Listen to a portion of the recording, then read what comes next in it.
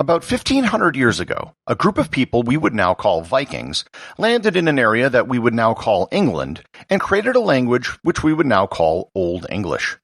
Fast forward to today, and people from over 140 countries are listening to a daily podcast about random stuff in a dialect we call American English.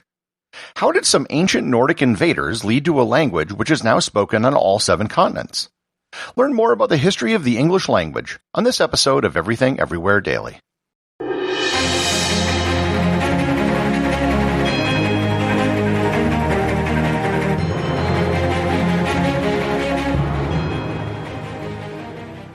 This episode is sponsored by Audible.com.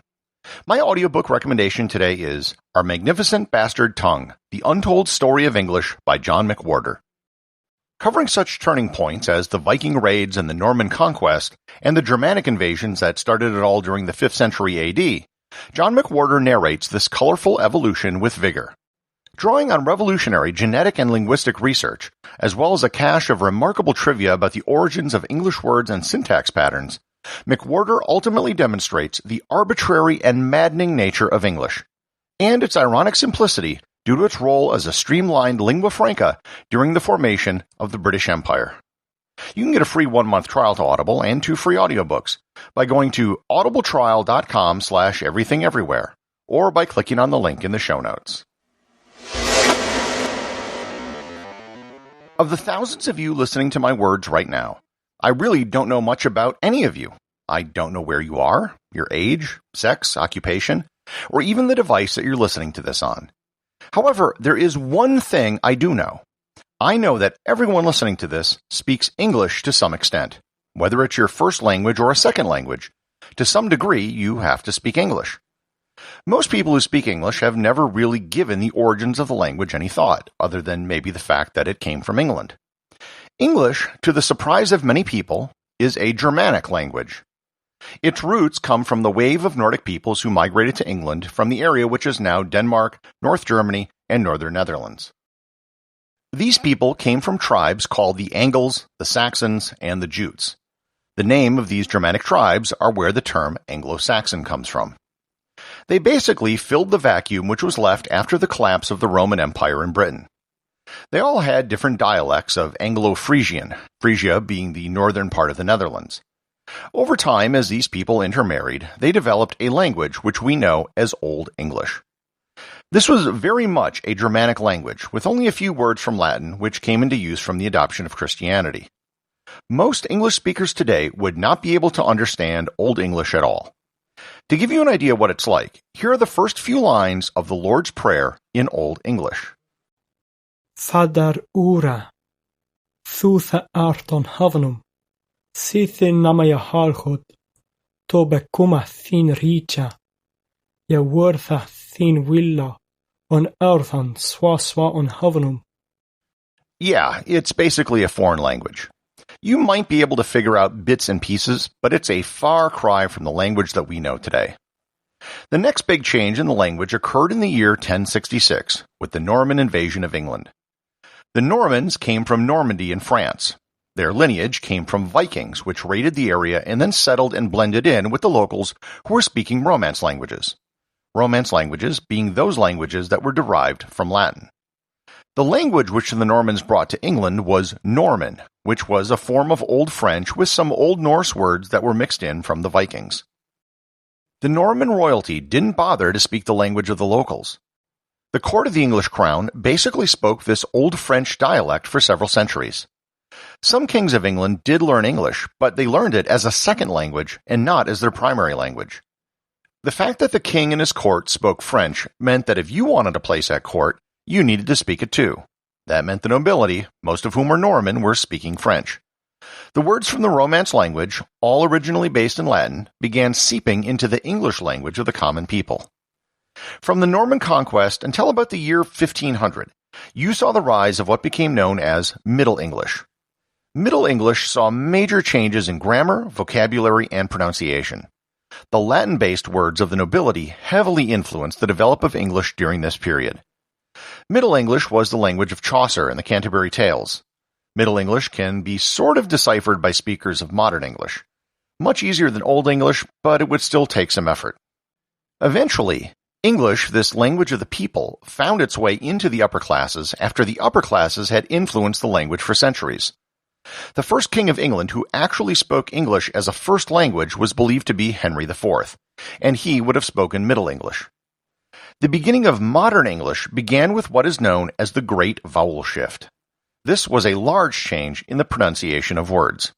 For example, the word meat went from being pronounced met to mate to finally meat. The word boot used to be pronounced boat. The word bite was originally beat, then bait, and then finally bite. While the Great Vowel Shift was happening, spelling also became standardized. By the early 16th century, the language had evolved into something you could recognize today. This is known as Early Modern English. This is the English of Shakespeare.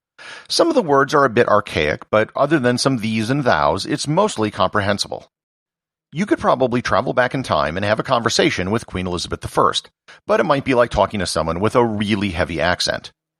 Oddly enough, Queen Elizabeth could probably have a discussion with you easier than she could have with someone who was born 100 years before her due to the Great Vowel Shift. The fully modern English that we know today can be considered to have arrived around the 18th century. Dictionaries published from that period could still mostly be used today. Around the time that modern English was developing, something happened on the geopolitical stage. England became a really big deal. The British Empire began taking over the world, and they took English with them. English went from an odd language spoken on an island off the coast of Europe to a truly global language. In some countries, they brought English speakers with them, like Australia and the United States, where the language took on a life of its own. In other countries, English was used by the educated local elite in the country, and oftentimes served as a universal language for large countries like India, where there were dozens of languages otherwise spoken.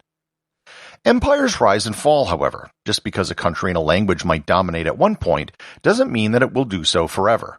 Latin and French were once the languages of diplomacy and commerce in Europe, and both of them eventually fell out of favor. As the British Empire waned in the 20th century, it just so happened that the country which replaced them also happened to speak the same language, the United States. This time, the passing of the global hegemon torch from Britain to the United States also happened at the same time when electronic communication and mass media was taking off. English was the dominant language for motion pictures and popular music. Post-war organizations adopted English as their working language. The International Civil Aviation Organization, for example, recommends that all air traffic control communications be done in English, and almost all international flights are. The day-to-day working languages of most international bodies is English, including the European Union and the European Bank, even though the UK is no longer a member. Today, English is the widest spoken language in the world, although it does not have the largest population of people who speak it as a first language. There are more English speakers than Mandarin, and the vast majority of Mandarin speakers are only in one country, China. English, however, is an official language in 55 countries on 6 different continents, and it's the working language between research stations in Antarctica. By contrast, Mandarin is only an official language in 2 countries, China and Singapore actually uses English as their working language. Today, more books are printed each year in English than in any other language, doubling the number printed in Chinese. Likewise, there are more newspapers, films, and web pages in English than in any other language. The largest English-speaking country is, not surprisingly, the United States. The second largest English-speaking country is India, even though only 10 to 15% of the population can speak English. Given the size of the population, that still adds up to a lot of people. It's followed by Pakistan, Nigeria, and the Philippines. The United Kingdom has only the 6th largest English-speaking population in the world. In Europe alone, many countries now have over 50% of their population that can speak English. This includes Germany, Belgium, the Netherlands, Sweden, Norway, Finland, Switzerland, Slovenia, Greece, and Estonia.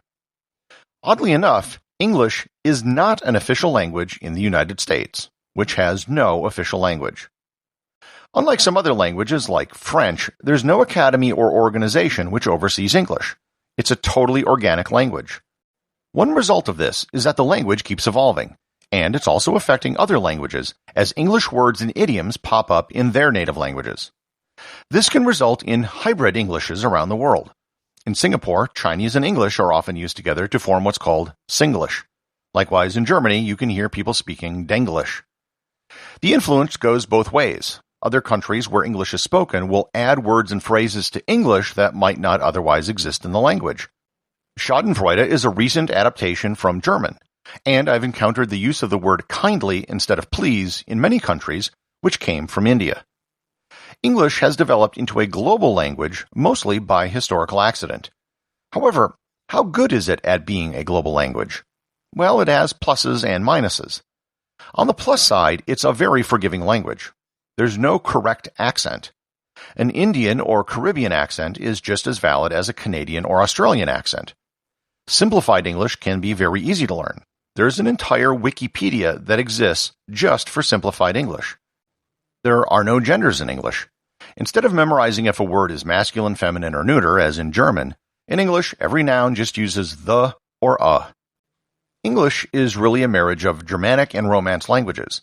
Although it has Germanic roots, over half of the words in English have a Latin root, usually by way of French. If you speak a Romance or Germanic language, there's probably something in English that you can already recognize. On the downside, the hodgepodge nature of English means there's a lot of things about the language that make absolutely no sense. The words enough and stuff rhyme, yet are spelled totally differently. We have silent P's in words like psychiatry. I was researching a possible episode on spelling bees, only to be shocked to learn that most of the world doesn't have spelling bees. They don't need to because their languages just make sense and everything is spelled how it sounds. So while basic English might be easy to pick up, mastering English can be very, very difficult. So what does the future hold for English? The number of speakers is only expected to increase, perhaps by a lot. The number of students learning English in India is expected to double over the next several decades. Likewise, the number of people who are at some stage of learning English in China, usually well below fluency, is believed to be as high as 200 million people. In a few decades, it's possible that China could have the largest number of English speakers in the world. English has achieved an escape velocity, where it's now well beyond the control of the countries that gave it birth. If a Norwegian is talking to a Korean while on vacation in Dubai, they will almost certainly be speaking English. As more people learn English, the incentive for everyone else to learn it will only become greater. It might never become the first language for most people, but it has already become the primary second language for most of the world.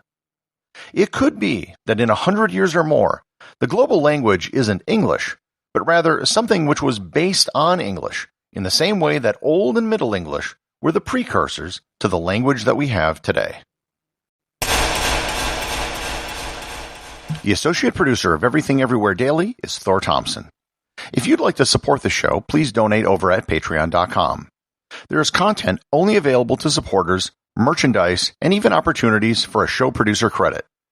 If you know someone you think would enjoy the show, please share it with them. Also remember, if you leave a 5-star review, I'll read your review on the show.